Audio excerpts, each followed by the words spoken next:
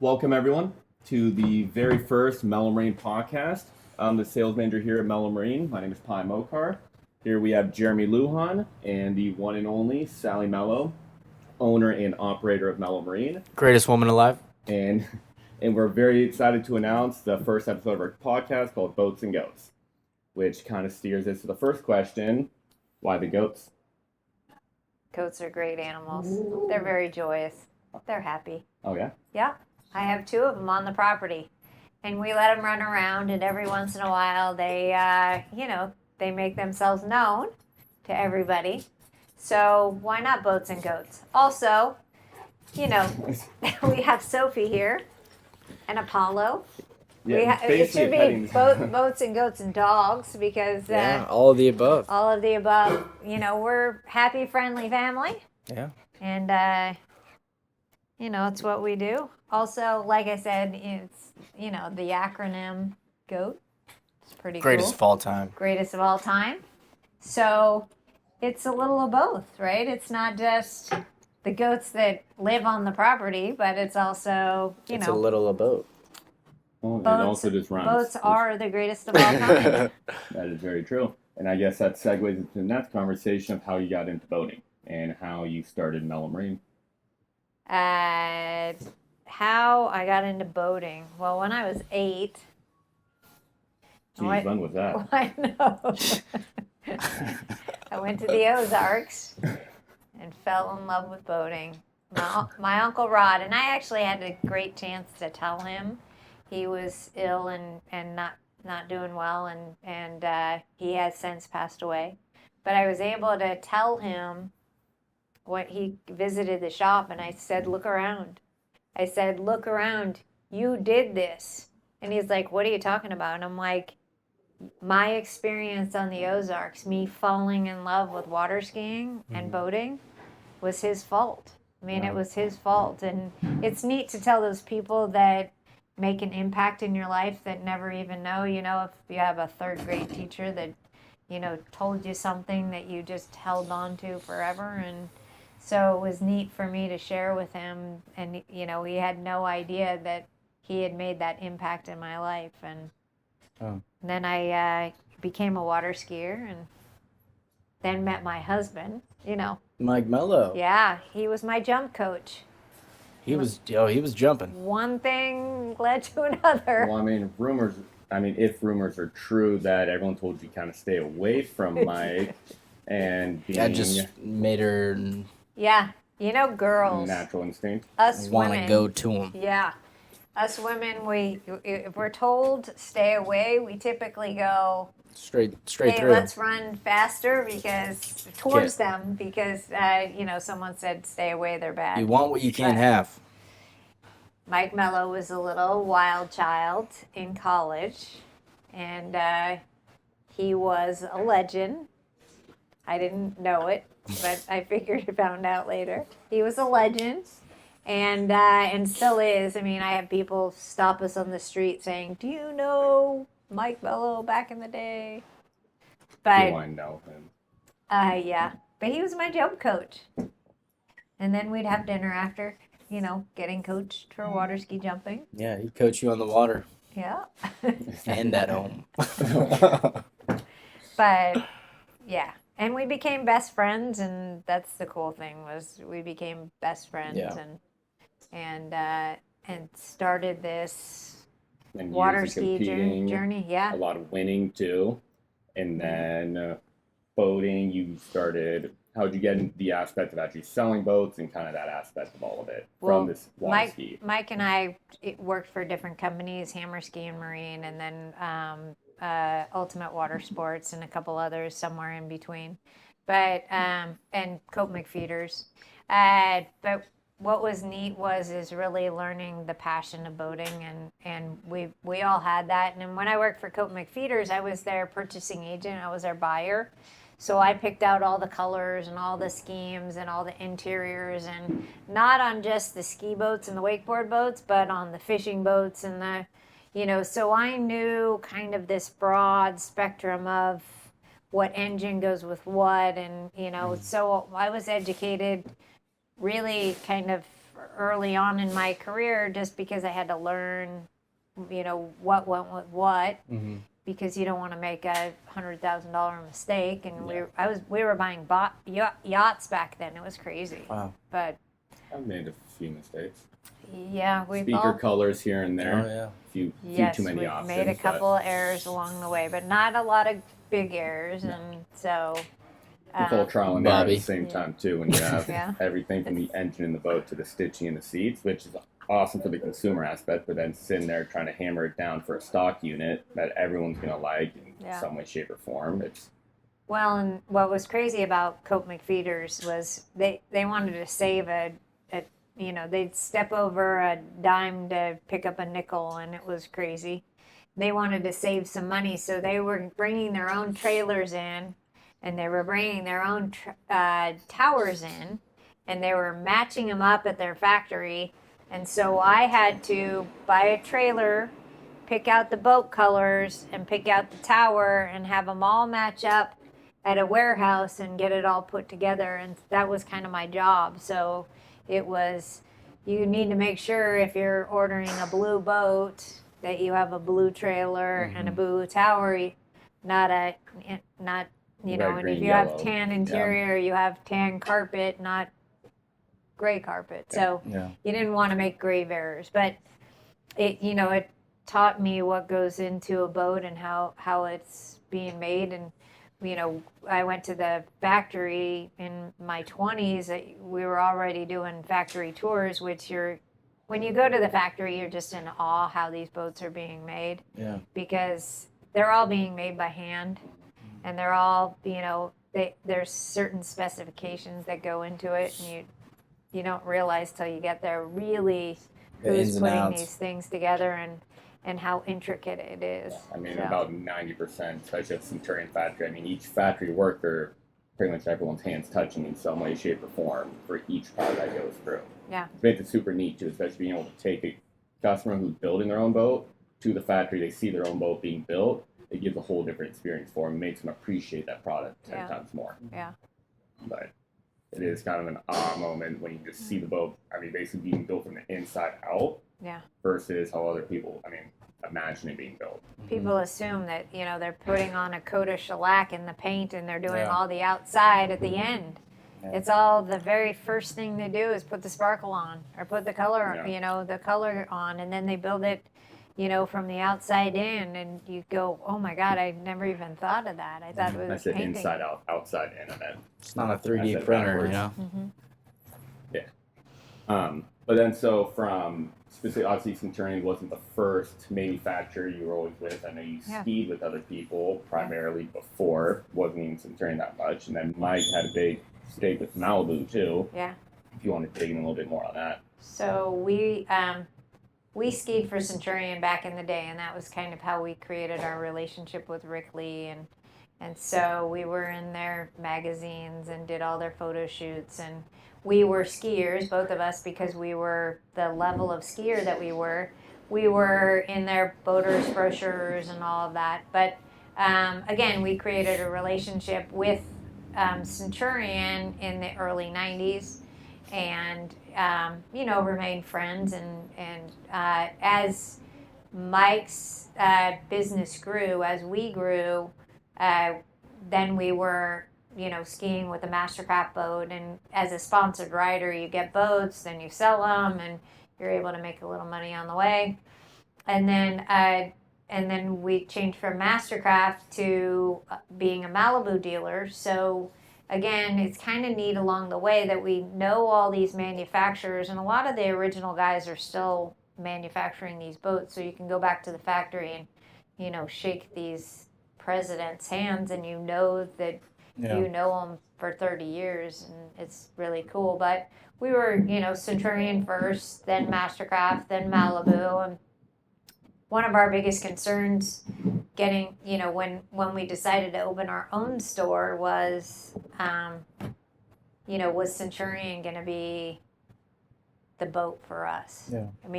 Mike was the #1 Malibu dealer in the world for years. And so... And he's got 20 awards in there for being the Malibu dealer, and so it was really hard to kind of make a decision. What do we do? Can we sell Centurion? And Rick Lee kind of took us aside and assured us that, he was really going to change things. He was shaking things up, and he was going to build a better boat. Mm-hmm. And, you take it with a grain of salt and say, oh, okay, whatever. But then he took us out on the boat, and we were just in awe. And really, from where they were in 2008 and 9 when he took us out to what the boat is being made today is just, I mean, that conversation itself, too, is a pretty incredible story of you guys literally mountain biking and running into Ridley at the bottom of the summit right there, and having the conversation then led you guys going to the water, and I mean, being blown away, and then back in the product now, 15 years later almost, if not, I mean, a little less, but still, I mean, and I mean, you still call away every time we want. Oh, yeah. His best friend. Yeah, I mean, Rick Lee, my son got engaged on Rick Lee's dock. I mean, we called him up and had a dinner. We go out there all the time and visit with them. When Mike had his stroke, Rick Lee was one of the first to call and wanted to make sure he was okay. I mean, we know him truly as a deep family friend. Yeah. And we love where he's grown and succeeded and where he got himself to, but and what Centurion turned out to be. I mean, we were riders back in the day, and let me tell you, when I was 29 years old or 27 years old, my biggest concern when I was 27 was, could I get 5 sets in that day and still go to class and try and finish my college career and still ski at the level that I wanted to ski. And when you're a 3-event water skier, you have to figure out how to get 3 training events in so that you can, it's not just training for one, you're training for 3 different styles of riding. Yeah. So it was pretty wild. But again, that chance meeting with Rick Lee, and again, we had this relationship with him back in the 90s, and then running into him it was 2008 after everything was crashing down, and we had our hands in the air going, are we going to do this? Are we going to get into the boat business on our own in the middle of a recession? Was that first ride you took on with him, was that on the wave?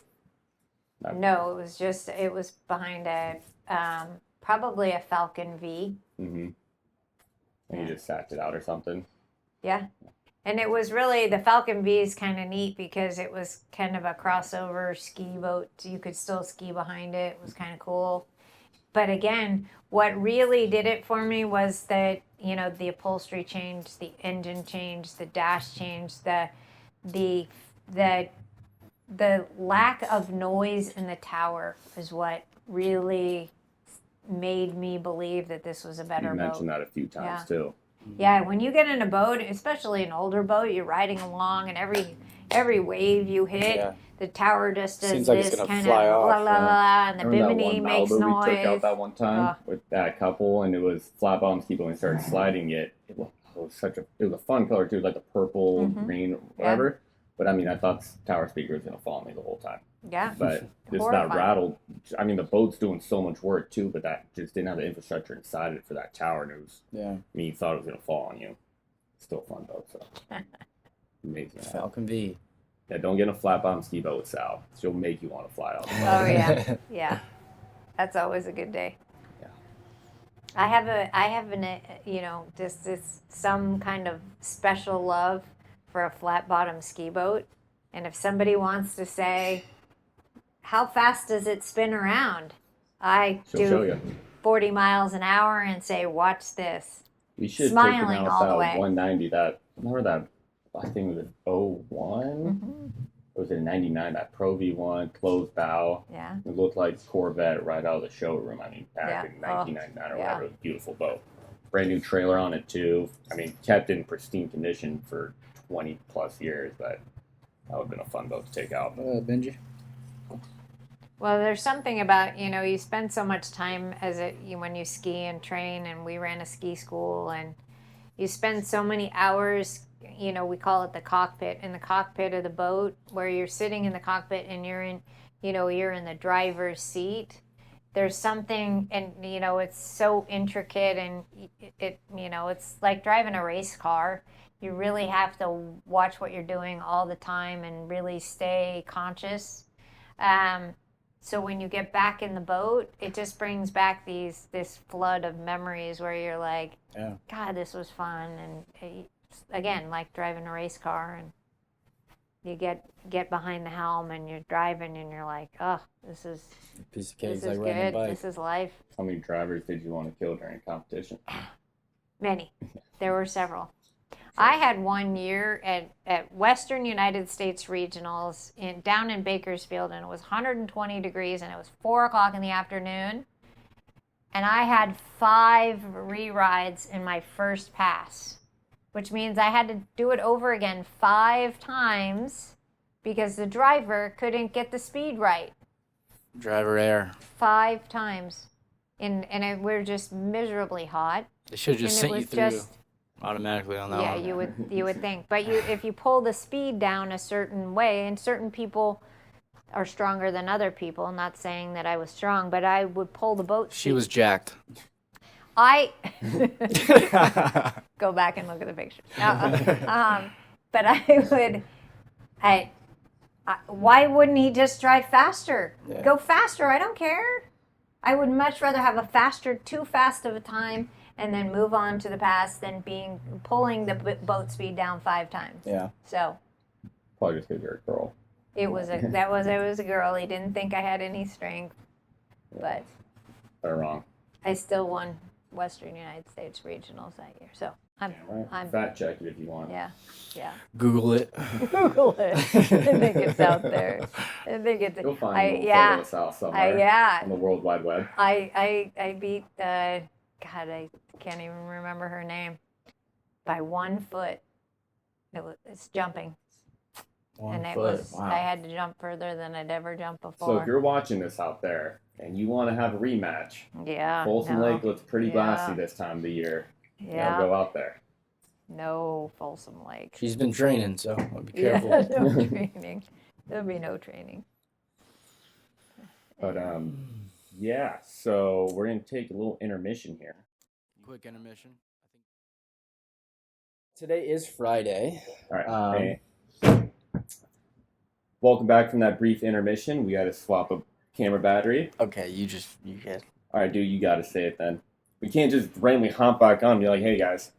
It's been almost 3 minutes. Sally had to go to the bathroom, and we had a deposit to take on a boat, which is a pretty good thing. We sold the boat today. Woo! Woo! 2024 Montera, Byerly edition as well. Wow. Very cool. It'd be Really, sexy. really, really awesome. Yeah, we Yeah. actually just saw that in Florida. Yeah. it's What a good looking colorway? boat. What color did you? The Byerly edition is like black camo, and then has a bunch of orange accents Orange all over accents it. in there. Yeah, So Okay. it's pretty sweet. cool. Pretty cool. Yeah. Awesome. Yeah. Did you know Monteras have a diving board off the backside? I'd buy a Montera just for the diving board. Really? How cool is When did you that? see that? They, You oh, saw- you yeah. can. It's an option. It's not We too were bad. in the factory, and there was this diving board. We thought he was joking, and, too. And you walk up a ladder, and there's a diving board. Okay, I mean, well- it's like walking the plank. I was like, we need one of these just to have one. We need to because order one of those. It's gonna come on our boat show boat. 100%. Oh my It- God! Imagine that better at the boat show. Oh, yeah. Little kids and I'll call Brady. No little kids at the boat show. But if we have a demo and There's they the one thing that could go wrong with the diving board at the boat show. I meant like That's not what on I'm the water. advocating for you know? here. but We're gonna have to cut that one out. when we go to the water with the boat, The and if water. the family wants to test drive it after they sign the waiver, And maybe they own it and they're not jumping on the concrete. Yeah, all day. Well, we'd have like a splash zone with like some foam blocks or something. Yep. All right, you know? got it. Kiddie pool under the diving board. Well, ask We them if it's we would be okay. the coolest dealership We would. at the boat show. What if we put a pool under there? Splash zone, I mean, We could get a pool. kiddie pool, okay. Now Not even a kiddie I pool. might be No. taking Let's this fill for- a pool hot up. tub. Why don't we just get a full-size pool and put a boat in the pool? Now we Well, I would do that. hold on. Here's I'm your not going to be a dick and I'm going to throw myself in here really quick. She had that idea like months ago with a Months pontoon, ago. dude. With Dude. pontoon. I would love to. I was trying to figure out how we could get, a 25-foot pool, but then, and it's floating in the water, right? Mm-hmm. And all you need is 18 inches of water to make it float. So now you got to, but all it takes is one person to, their kid puts their arm in the pool and I think there's so many more things that could go wrong with just that. But Their kid puts their they arm. may or may not let us have a pool. You're not going to At talk the about boat the possibility show. of just walk around with a knife and just... I was about to say the thing just breaks. Boat Yeah. floats off a little bit, That's opens a up the lot whole of thing. water. Yeah. Yeah. Well, good thing We- it's gonna be around a bunch of boats. Flood the boat show. We could. Everyone's on a boat. We should put a plunge pool though. Those little inflatable plunge pools, right? Dude, they're at the gonna be like, what did they eat before this? What?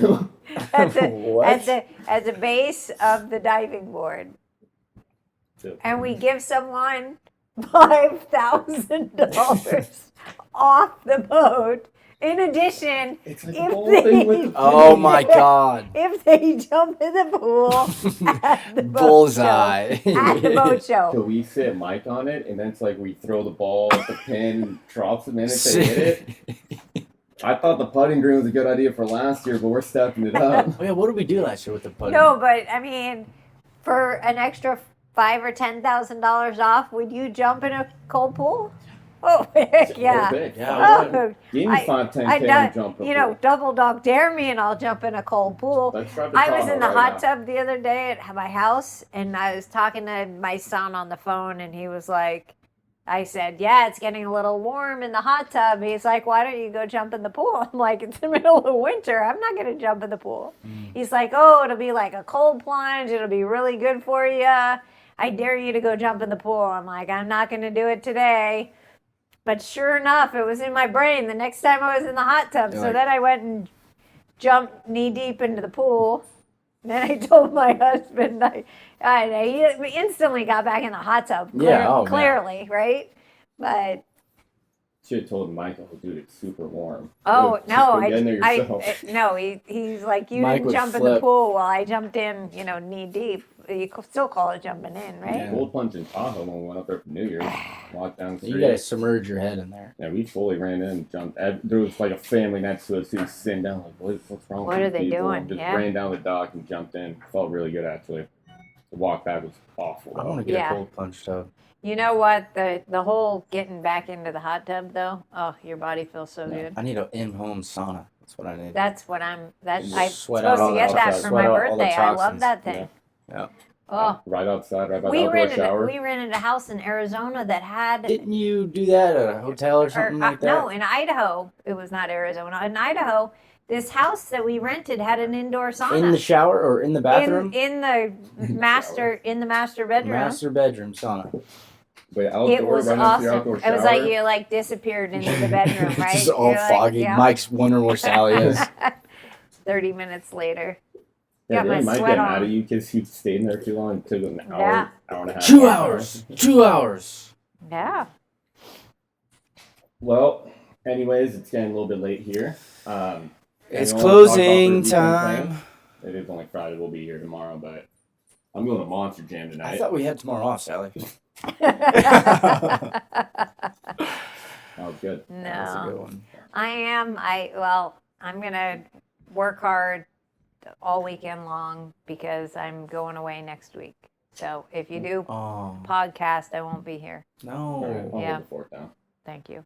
Got you. If you keep selling boats, I'll just stay away if you'd like. It's fine. Yeah. Yeah. I got a trip planned. I'm actually pretty excited because, there's two ways to drive from Idaho to Arizona. And one way is down basically through the middle of Nevada, and there's nothing there until you hit Las Vegas, and then you take a left-hand turn.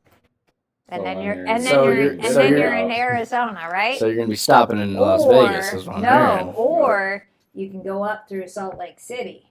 Utah. And then there's Park City, Utah, and there's, Go snowboard a my little bit. soon-to-be daughter-in-law, one of her